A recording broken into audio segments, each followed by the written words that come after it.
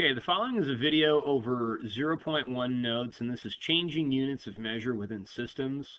So basically, you've got all these different units of measure like kilometers, meters, feet, yards, miles, liters, milliliters, cups, pints, fluid ounces, kilograms, tons, and pounds. And so what we want to do, maybe you've been asked that question before where it's like, okay, if someone is 6 feet tall, how many inches is that? Okay, and we're going to use something called, dimensional analysis and just changing units of measure to figure that kind of stuff out. So what I want to show you, the first thing, kind of the rule of thumb that we go by is that if we go from large units,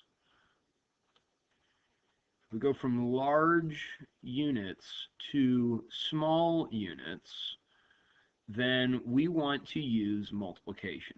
Okay, I'll show you how to do that. If we go from small units to large units, then we want to use division.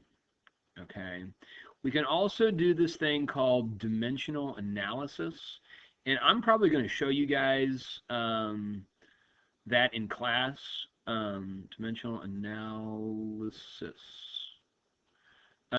Show you guys that in class just because that kind of involves a little bit more work.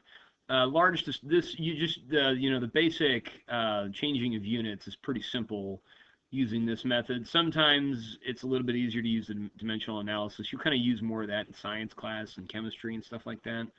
But they'll all kind of work. So the first thing I want to do, this is an example where we're converting from large units to small units. So remember, if we're converting from large to small, then we want to use multiplication. Okay, we're going to multiply. So the first one is that we have 4.2 kilometers. We want to figure out how many meters is that. Okay, now 4.2 kilometers is kind of like a measure of miles. It's what it's similar to. And meters is kind of like a measure of feet. Okay, they're not the same, but that's kind of how you can think about it. Kilometers is a large unit of measure. Meters is a small unit of measure. Okay, and what we know based on this table is that for every kilometer, that's 1,000 meters. Okay, so since I'm going from large to small, I'm going to multiply. So I'm going to take 4.2 kilometers, and I'm going to multiply that by 1,000 because there are 1,000 meters in every kilometer. And when I do that, I get the value of 4,200 meters. And so if someone were to say, hey, I ran 4.2 kilometers, well, then you can reply back, well, don't you mean you just ran 4,200 meters? And they mean the same thing, okay? Kind of a little joke right there, but, see if you find the humor in that. All right. Okay, the next one, part B, says, if I have 13 yards, how many feet is that? And so if we look over here, I know that for every yard, that is 3 feet. So if I'm going, again, from large units to small units, so I'm going to multiply. So if I take 13 yards, and multiply that by 3, that's going to give me 39 feet. Okay, so when I think of yards, I think of football. And when I think of football, I think of the Kansas City Chiefs. And when I think of the Kansas City Chiefs, right now it's 2015, I think of Jamaal Charles. When he has, has a play where he runs 13 yards, you can sit there and watch the game and they can say, hey, it was a 13-yard gain by Jamaal Charles. And you can say, I'm sorry, but don't you mean that's a gain of 39 feet? So, again, a little joke. But that's the kind of thing that we can do and just change these units of measure. And let's look at a couple more examples. Okay, example 3, we're going to convert from small units to large. So if I'm going from small to large, then I want to use division, okay? And so if I have millimeters into meters, now this is where it gets a little tricky, okay? I know if I look at my table, I have 1 centimeter equals 10 millimeters. And then for every 100 centimeters, that gives me a meter. So I have to do division 2 times here because I'm going from millimeters to centimeters and then from centimeters into meters. Okay, so since I have to do 2 of those, I got to do division twice. So what I know is that the first one, if I'm going to convert from millimeters into centimeters, I got to take 17 millimeters and divide that by 10. And that's going to give me 1.7 centimeters. Okay? Now, if I have 1.7 centimeters, I want to figure out how many meters that is. All right, so I know that for every meter I have 100 centimeters. So I'm going to divide this number now by 100. And when I divide that by 100, I get 0.017 meters. Okay? And so, hopefully this can make sense to you a little bit. 17 millimeters, that's really, really, really small. Okay, a meter, maybe you think of a meter stick. A meter stick is kind of like a yardstick. And so 17 millimeters isn't that much. An iPhone is about 5 millimeters, I think. It might be 4, but it's very, very thin, okay? And so when you think of like how thin an iPhone is compared to like a meter stick, 0.017 sounds pretty reasonable, okay? That's a really, really small number, all right? So now let's take a look at the next one. We're going to convert units of capacity. This is kind of important if you're doing like cooking and stuff like that. But let's go ahead and take a look. Now I'm going from liters to milliliters, all right? And I know that liters is big, milliliters is small. So I'm going from large to small. And so if I go from large to small, I'm going to multiply, okay? And so if I have 3.7 liters, and I'm going to multiply that by 1,000 milliliters, then I get 3,700 milliliters. Okay. Now, part B. 16 quarts equals how many gallons? Let's take a look over here.